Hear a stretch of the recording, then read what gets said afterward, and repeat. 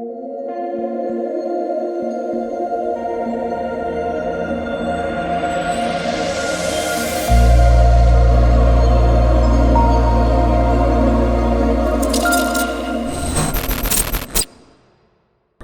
morning, guys, and welcome to another episode of Mafia Memoirs. My name's Jody. I'm Puzey. And we are live. Well, no, we're recording this with the woman, the lady, the myth, the legend, Diane Doyle. Hi, everybody. How's it going? She is the real brains in the operation behind Renny Doyle. We all know that because behind every good man is an even better woman. So, thank you, guys. Yeah. So, I also hear that you are like the machine when it comes to interiors. Yeah, interiors definitely my thing. Yeah, so I mean, Rod and I've talked a lot about coming out and training ourselves, and I think everybody that I've talked to said, don't lean. Don't lean on the car.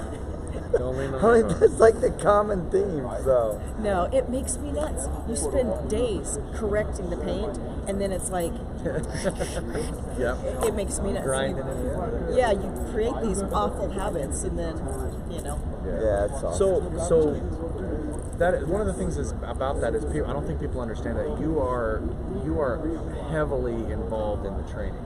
I mean, they're not going out there to get trained just by Renny. It's the whole facility. It's you. It is. It's a whole package. So what do you? I mean, obviously interiors, but what else do you do in the training process besides just? Well, our classes are for students only. We do have an intern that comes, which, it brings down the student-teacher ratio. Yeah. But, I teach the interior day, all the time. And then I back up everybody. If someone needs extra help or whatever, I come back behind because, I do paint correction. I do all of the other stuff too. But I just like interiors better. Yeah, and one of the things that I over and over hear from guys is they hate the interiors. It's like, and I don't understand that. Why is it so different? Well, okay, so the reason I like interiors, you spend hours and hours, sometimes days, getting the paint all shiny and perfect, and the glow of the paint, all of those things. Yeah. They just want to. It's like an ego thing, whatever. Yeah.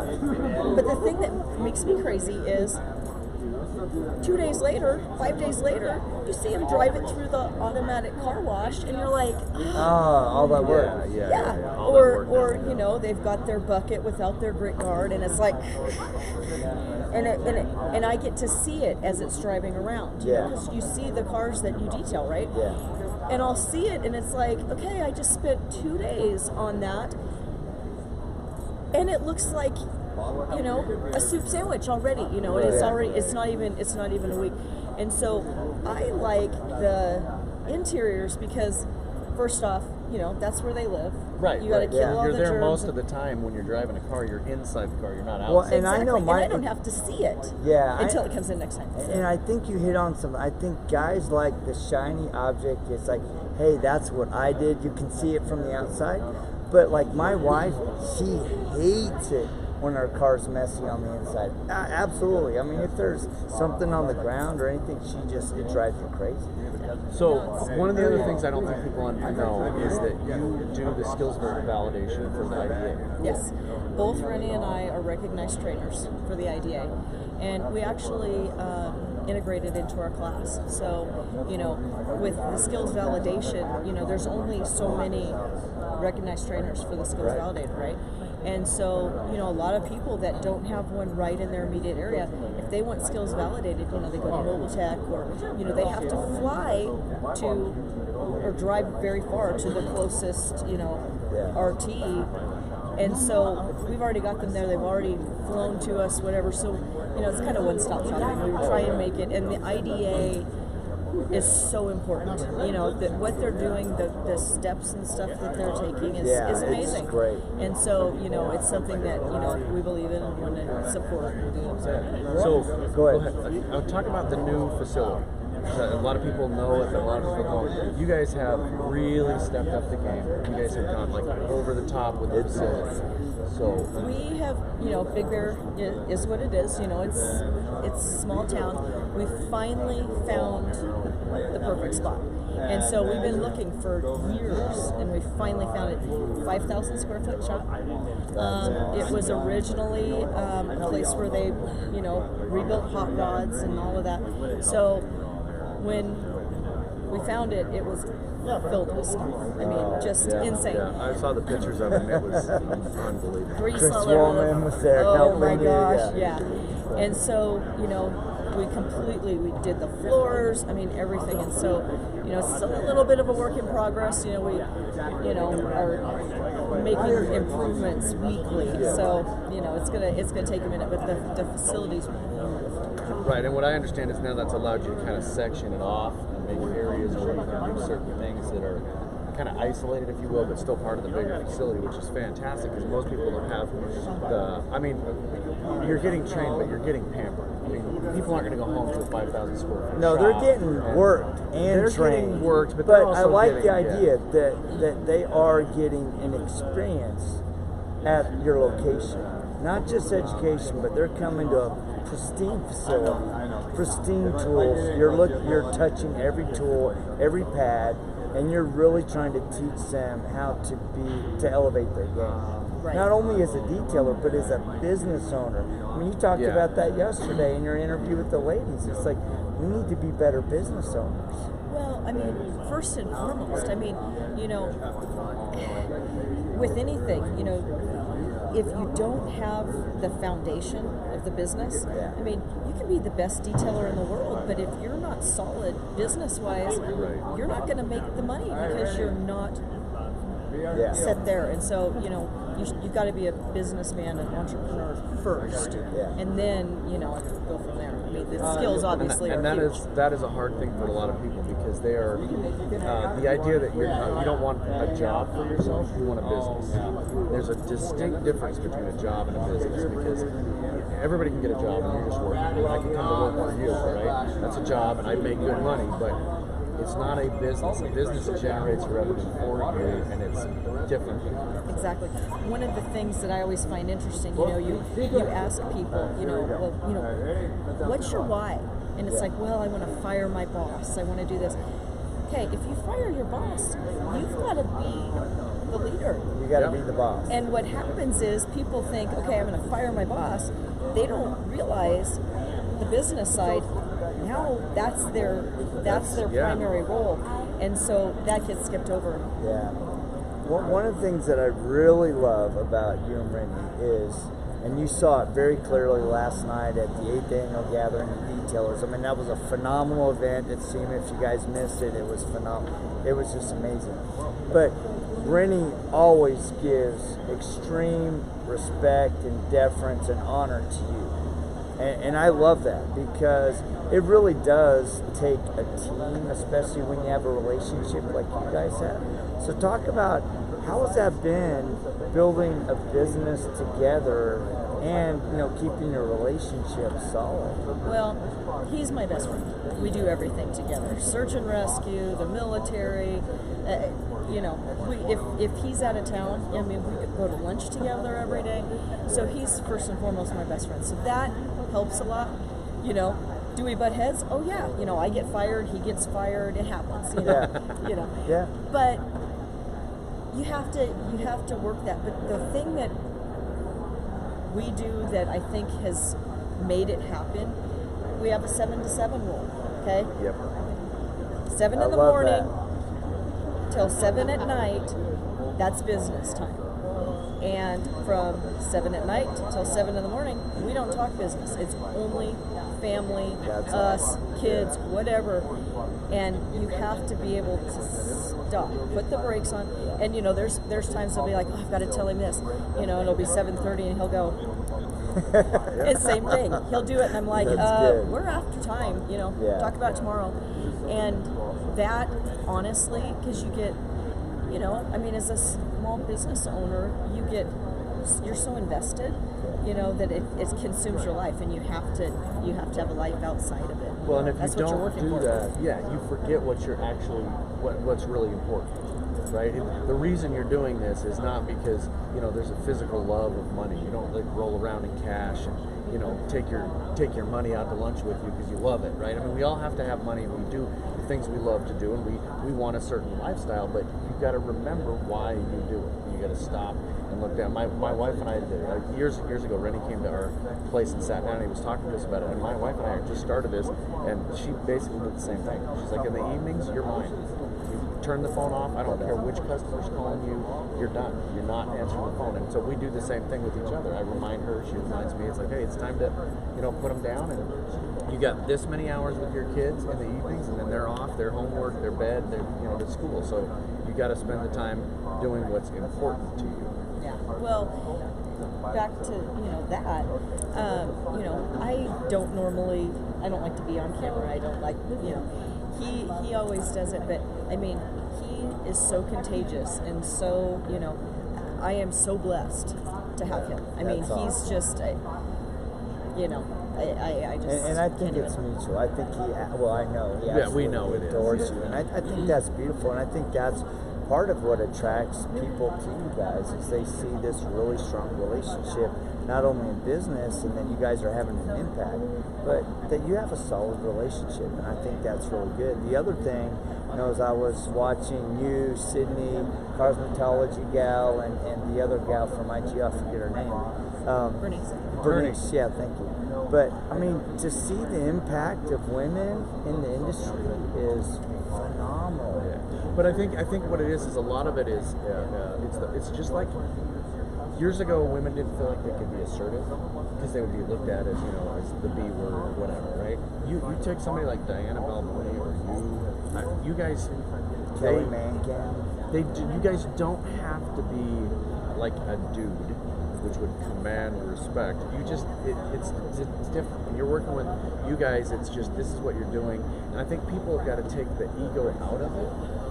When you talk to Sydney or you or Diane, you can ask people questions. I don't think guys are used to asking a woman questions, especially about automotive. Right? They just don't think about it that way. But it's like, what you know. Somebody else knows what they know. It's their experience. You've got so much more experience than 98% of the people in this building today in that thing. But I guarantee you walk out in a different setting and people would not give you the respect until they know that you have that, right? So what do you think women can do to really solidify their place in the market?